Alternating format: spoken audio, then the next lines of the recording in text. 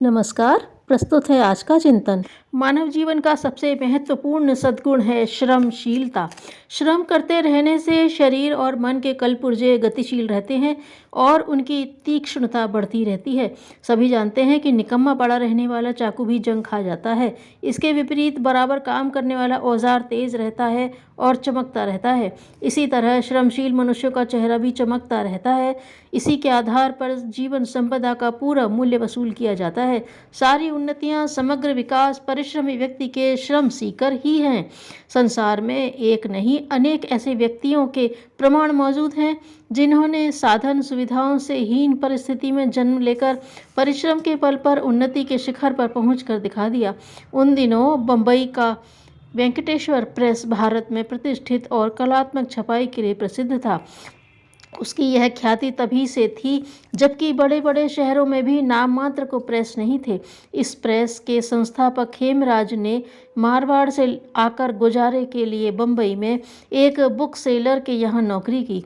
दिन रात मेहनत करके उन्होंने कुछ धन इकट्ठा किया, जिससे एक छोटी सी पुस्तकों की दुकान कर ली। बाद में पुस्तकें बेचने के साथ साथ कुछ पुस्तकें छापने भी लगे। इसमें उन्होंने इतना परिश्रम किया कि उन्होंने एक प्रकाशक की प्रतिभा जाग उठी। उन्होंने अपने अथक परिश्रम के बल पर इतना विकास किया कि बंबई का वेंकटेश्वर प्रेस आज भी उनकी श्रमशीलता की गाथा गा रहा है। सुई से लेकर रेल इंजन तक छोटी से छोटी और बड़ी से बड़ी वस्तुओं के निर्माता उद्योग समूह टाटा के संस्थापक जमशेद जी टाटा को प्रायः सभी लोग जानते हैं, किंतु यह जानने वाले कम ही होंगे कि उनका जन्म गरीब पुरोहित परिवार में हुआ था। गरीबी में पले और बढ़े टाटा ने बड़े होने पर एक साथियों की टीम तैयार की और कपड़े का एक छोटा सा कारखाना खोला।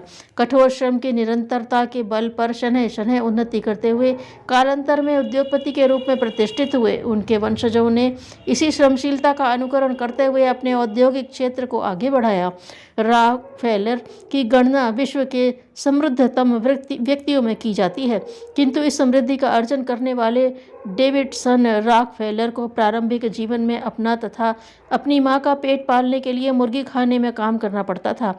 इसी काम के अलावा वह कभी खेत में आलू खोदते और कभी मजदूरी करते। निरंतर किए गए परिश्रम के बल पर उपार्जित थोड़े से धन से एक नया काम शुरू किया और उन्नति करते चले गए। बचपन में फटेहाल स्थिति से प्रौढ़ावस्था समृद्धि तक पहुंचने की सफलता का रहस्य बताते हुए उन्होंने एक अवसर पर कहा कि मेरी उन्नति का राज है श्रमनिष्ठा। सुप्रसिद्ध सफल व्यवसायी शाहपुराजी बारोचा के जीवन में भी श्रमनिष्ठा की छाप है। गरीबी में पले शाहपुराजी ने किसी तरह पढ़ना शुरू किया। अध्ययन काल में समय मिलने पर मेहनत मजदूरी करके मां का आर्थिक दबाव कम किया। मैट्रिक पास करने के बाद उन्होंने कुछ दिनों रेलवे और बैंक की नौकरी की।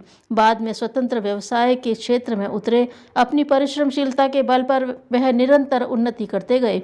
जाम्बिया के चिलांगा स्थान में भोजा बेंगोम नदी के किनारे मुंडा वांगा नामक विश्व प्रसिद्ध उद्यान लगाने वाले राल्फ सेंडर का पूरा जीवन श्रम का जीता जागता प्रतीक है। यह 1951 में चिलांगा में रेंजर थे। उच्च अधिकारियों से प्रार्थना करके उन्होंने नदी के किनारे 4 एकड़ भूमि प्राप्त की और अपने सृजन कार्य में जुट गए। नौकरी से जो समय बचता था उसमें वह बंजर पथरीली तथा छोटी छोटी झाड़ियाँ वाली भूमि का बगीचा लगाने योग्य बनाते। वहाँ के निवासियों को अत्यधिक आश्चर्य था कि यह विचित्र व्यक्ति इस बंजर भूमि पर बगीचा लगाने के लिए कितनी कड़ी मेहनत किए जा रहा है, किंतु लगातार किया जाने वाला कठोर परिश्रम फलीभूत हुआ और आज यह स्थान विश्व भर के वनस्पति शास्त्रियों तथा सैलानियों के लिए उपयोगी बन गया है। इसमें हजारों प्रकार के पौधे हैं जिनमें अधिकतर विदेशी हैं। विश्व भर के उद्यान विशेषज्ञ श्रम के इस चमत्कार को दुनिया का 8वां आश्चर्य मानते हैं।